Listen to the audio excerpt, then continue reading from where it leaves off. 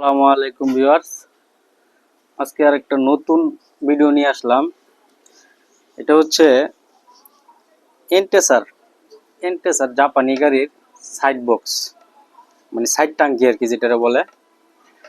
তো এই টাঙ্কিগুলো কিন্তু সহজে পাওয়া যায় না, মানে সহজলভ্য না, যেহেতু গাড়িটাই আপনার অনেক আগের।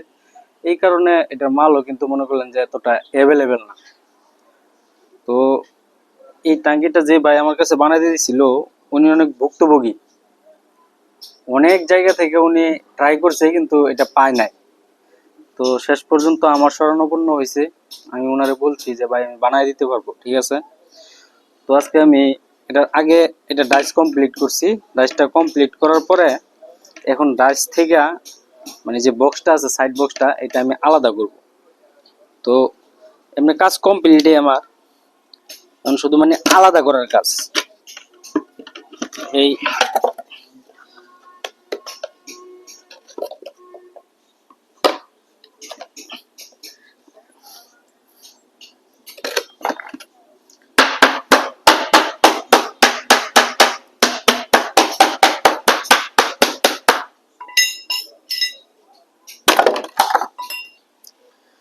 এই হচ্ছে সাইড বক্সের যে উপরের ডাকনা, এটা কমপ্লিট। আজকে আমরা এটা কমপ্লিট করলাম। এটা কিন্তু উপরের একটা ডাকনা যে থাকে, এটাই কিন্তু ঠিক আছে। তো এখন যে মেইন বক্সটা, এটা হচ্ছে মেইন বক্স। তো এটারও এখন আমি ডাইস থেকে আর কি রিলিজ করতেছি।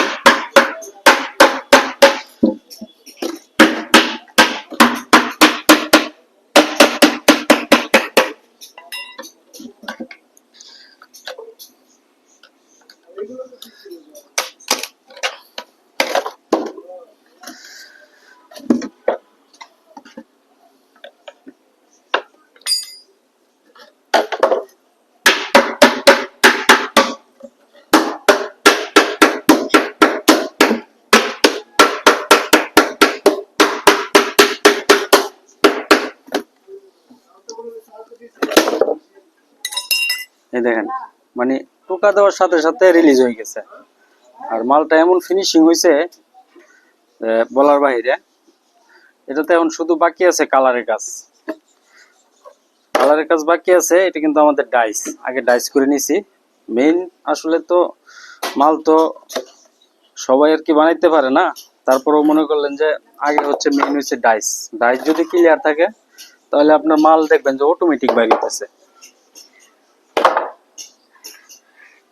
এই যে কমপ্লিট সেট, ঠিক আছে। মানে যেটাকে বলে পুলিশের যে পুলিশরা যে গাড়িগুলো আর কি ইউজ করে,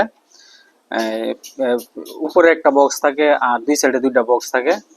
ওই যে বক্সগুলো যে টাঙ্কিগুলো আর কি, ওই দুই সাইডের যে দুইটা টাঙ্কি, এই টাঙ্কিটার কথাই বলতেছি। এটা কিন্তু ওই গাড়ির টাঙ্কি, ঠিক আছে। তো এটা আমার আজকে কমপ্লিট হয়ে গেছে। এখন মনে করলেন যে কাজের মধ্যে বাকি আছে হচ্ছে আপনার শুধু কালারের কাজ, আর কিছু কাজ হচ্ছে সেটা লক টক লাগানো, ঠিক আছে। তো এটা ইনশাল্লাহ আজকে আমি মালটা কমপ্লিট করলাম। কমপ্লিট করার পরে বাইর করলাম মাল। এখন ইনশাল্লাহ কালার করব। কালারের পরে মনে করেন যেটা অরিজিনাল যে একটা শাইনিং, ওইটা আপনারা দেখতে পারবেন, ঠিক আছে। যদি কারো মানে এরকম যদি ভুক্তভোগী কেউ থাকেন যে আমার তো প্রয়োজন, এরকম মনে করলেন যে বক্সের প্রয়োজন, তাহলে আমার সাথে অবশ্যই যোগাযোগ করবেন।